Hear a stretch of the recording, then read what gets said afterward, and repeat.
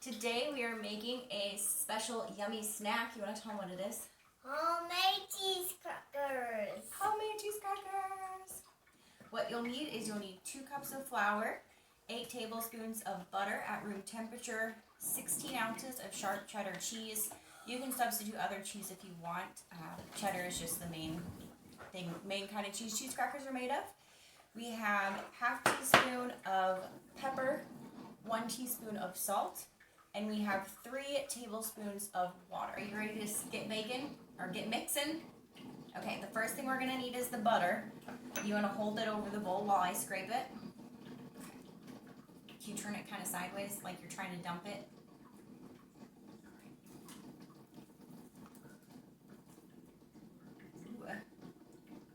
Alright. So we've got our butter in there. And the next thing we're going to do is the cheese. You want to dump all the cheese in? Yeah, we need the whole bag of cheese in there. Okay. That's what I've been preparing for my entire life. You've been preparing your entire life to dump a bag of cheese in a bowl? Wow. 5 whole years, huh?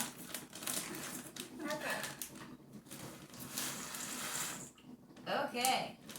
So now we're going to mix it all up until it is nice and smooth and well blended, and we will be right back. Our cheese and butter is all nice and blended together. Now we're going to go ahead and put in our salt and pepper and our flour. That's our bowl. Yep. Woo! Look at that. And we're going to go ahead and mix this up again. Once it's all mixed, it's going to be very crumbly, so don't worry. The water is going to help bring it together, but we're going to mix it up and show you what it looks like.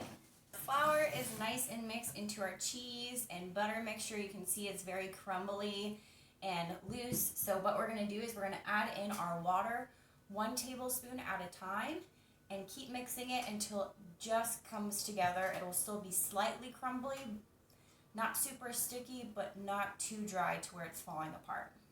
You ready? All right, put 2 of those in, and we'll mix it. All right, I'll tell you when to put more, okay? Okay.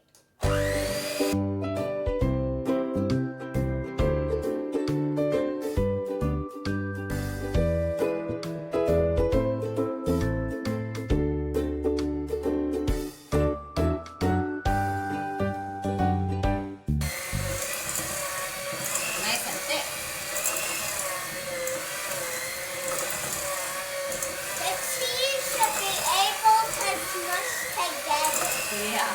All right, let's see if it's ready.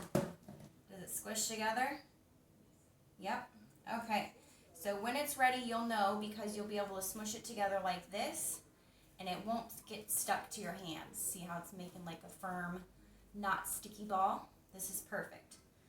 So now what we're going to do is we're going to squish it all together in our bowl. Just squish it all. Put it, yeah, there we go. We'll squish it kind of together in the bottom of our bowl, and we'll leave it to refrigerate for 30 minutes, and then we'll be back to show you what's next. We are back, and our dough is chilled. It chilled a little bit longer than 30 minutes. It's actually the next day. We let it chill overnight because we got busy. So you can do that as well. The only thing is if you're going to let it chill more than 30 minutes, you'll want it to sit out at room temperature for 30 minutes before you try and roll it out. If you try and roll it out when it's too cold, it will be super difficult. What we've done here is we got a flat surface, we put a little bit of flour down, and we rolled out 1/3 of the dough. And we made it nice and flat. It's kind of hard to make super flat. You'll want it to be about 1/8 of an inch. If you can't get it quite that flat, don't worry. Once you cut out your shapes, you can then push them down and flatten them a little more. So we're just going to make our squares. Let me see real quick. You trying to chop your neck off? We have this handy rolling pin that has dividers, so we're going to use this to make squares. If you don't have one, you can certainly use a little paring knife or butter knife even would work. If you have little tiny shaped cookie cutters, you can use those instead and make fun little shapes out of these, but we don't have any little cookie cutters with us currently, so we're going to go ahead and make squares. We're going to cut these into squares, and we're going to place them on a clean baking sheet with parchment paper on them. While we're cutting them, we have our oven preheating to 350 degrees. You ready to cut these up? All right, we're going to cut ours into squares and we'll be right back. Our dough is all cut into squares, and what we're going to do now is we can just take the edges that aren't actually squares, put them into one ball on the side. So these aren't full squares. You want to help me gather the ones that aren't full squares on the edge like this? Like these? Should I take these off? Yep. Edges.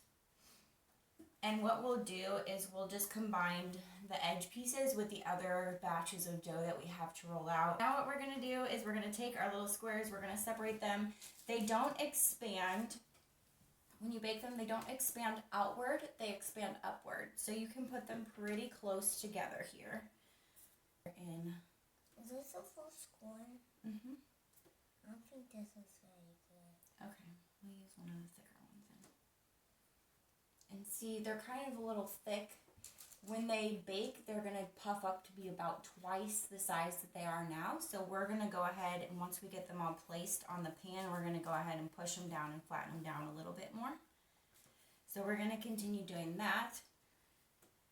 And you can go ahead and follow along and do that with yours as well. And we'll be right back. We have our cheese crackers all lined up and pressed flat. If you can tell the difference here, this is how they were to begin with. They're a little bit bigger now and they're much thinner. And we're gonna bake these for 18 minutes at 350 until you touch them and you can feel that they're nice and crispy and dry. You ready to bake them? All right, let's bake them. Our crackers are done and nice and crispy. We let them cool on a cooling rack for about 5 minutes before we went ahead and put them in a bowl. These will stay good, stored in an airtight container for about 5 days in the refrigerator, if they last that long. You want to try one? What do you think? Yeah? Alright, well we hope you like these cheese crackers too, and we will see you next time.